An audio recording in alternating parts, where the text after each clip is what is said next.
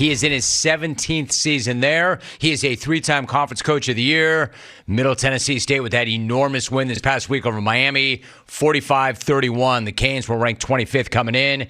And Middle Tennessee is going to take on UTSA Friday night, 7:30 p.m. right here on CBS Sports Network. Their head coach is Rick Stockstill. Rick, it is great to have you on. How are you?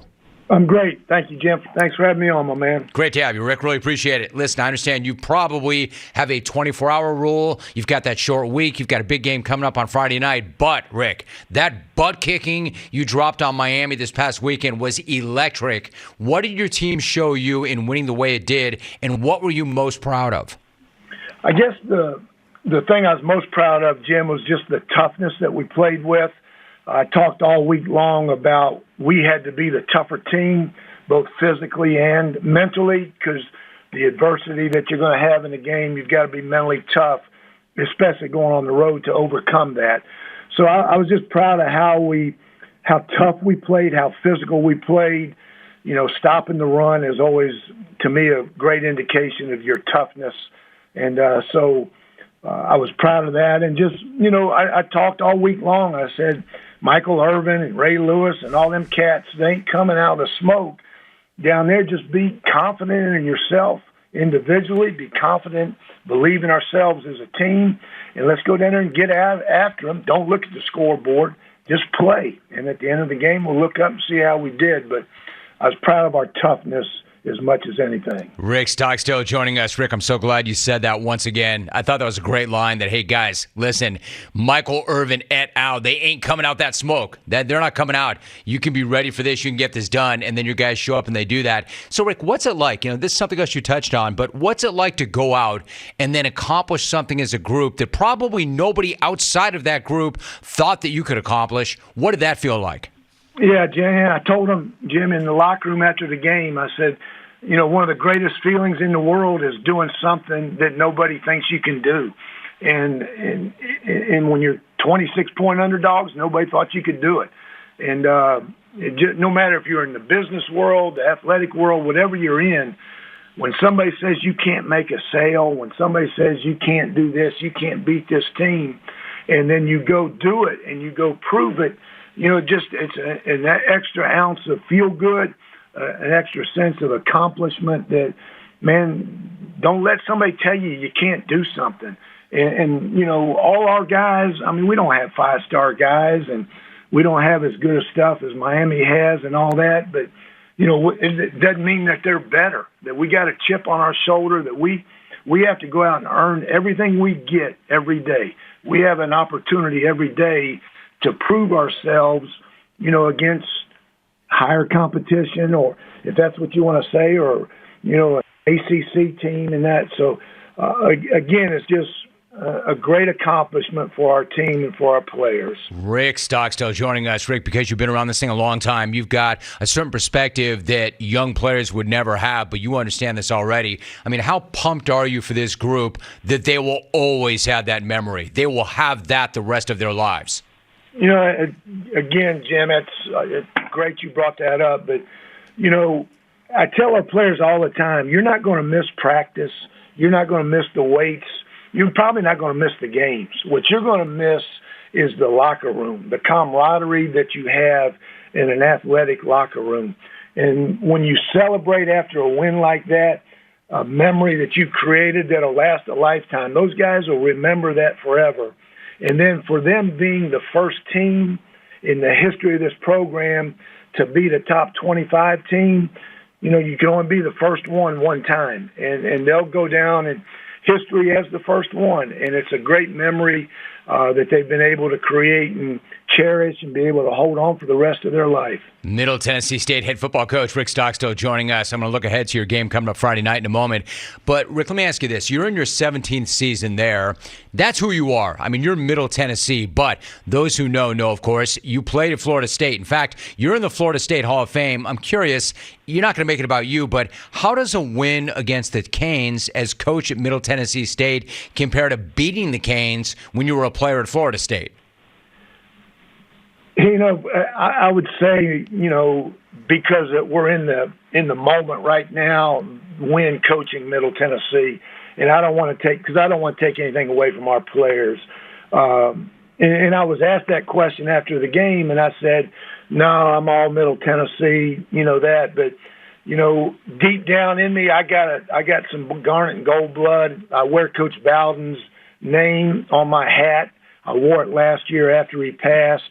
I'm wearing it this year, and I'll wear it every game that I coach the rest of my career because, Coach Bowden meant the world to me.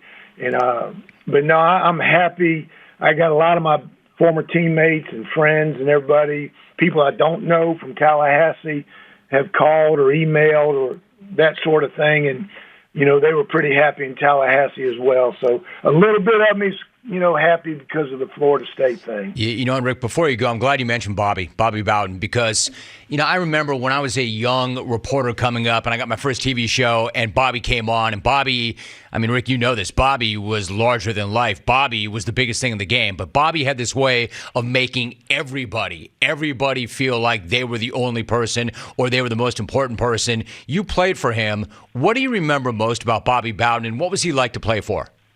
I try to coach like Coach Bowden more than any coach that I've coached for. And I've coached with a bunch of Hall of Fame coaches. But he had the unique ability to make an average player play good and a good player play great.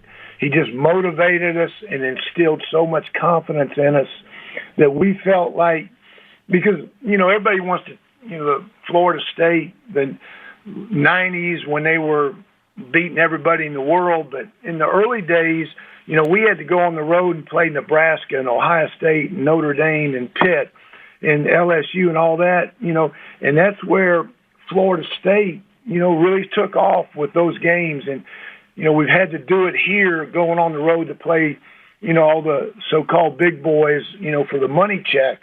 And, it's just, he like you said, he made everybody feel important, but he was a great communicator with us as players. He listened. He open door policy. You could go talk to him about everything or anything. And, he was a coach, but also a father figure. And but to me, the thing was just his honesty. He was brutally honest about everything with us, probably with you guys in the media. And just a phenomenal role model. Rick Stockstill joining us for a few more moments, and I do appreciate your thoughts on Bobby. Hey, Rick, what about Kevin Byard? I bring him up because I'm a huge Kevin Byard guy. Could not respect the man or his game any more than I do. What did it mean to you to retire his number 20 jersey recently, and what's he mean to the program? Yeah, Jim, he was a great player here, obviously. He's had a great, start to his career in the NFL. But more importantly than that, he's a great man. He's involved in his community back home. He's involved in the communities here in Middle Tennessee area, Nashville. He's a leader. He was a leader here. He's a leader for the Titans. He's a leader in the NFL. He does things the right way. And I talk about him all the time, in recruiting. I talk to him about our players here and just the role model that he is for so many young people out there. And I say, he wasn't highly recruited. He didn't have any Power 5 offers, so he comes here. And I tell people, you can get to the NFL from Middle Tennessee. You can graduate. You can accomplish all your goals, all your dreams from here, just like you can anywhere else. And bigger doesn't mean better. And, Kevin's a perfect example of that. Bigger is definitely not always better. I agree. So, Rick, before you go, you come off a big high like that. It's never an easy thing, especially when you've got a quality team waiting for you, UT San Antonio, and it's a short week. I know you've made this point to your team. When you look at the Roadrunners on tape, what concerns you the most about them? Is there anything that jumps off the tape? Yeah, I think one, Jim, their quarterback does. He's by far the best quarterback we will have played this year. He's very dynamic. He can run. They're throwing the ball more this year than they have the last couple years. They've got some really, really special receivers that are leading the conference in receptions and yards.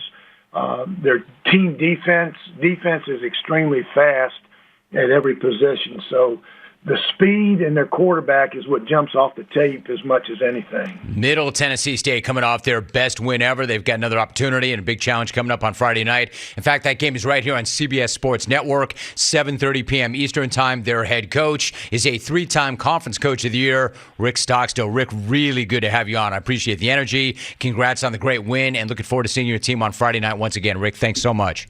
Yeah, appreciate you, Jim. Got a lot of respect for you and your show, man. I've been following you for a long time. Appreciate you, Coach. Thanks so much for saying that. It means the world to me. Sincerely, Rick Stockstill. I like that. That makes me feel good. You got to earn that respect from somebody like that. That's a Florida State Hall of Famer.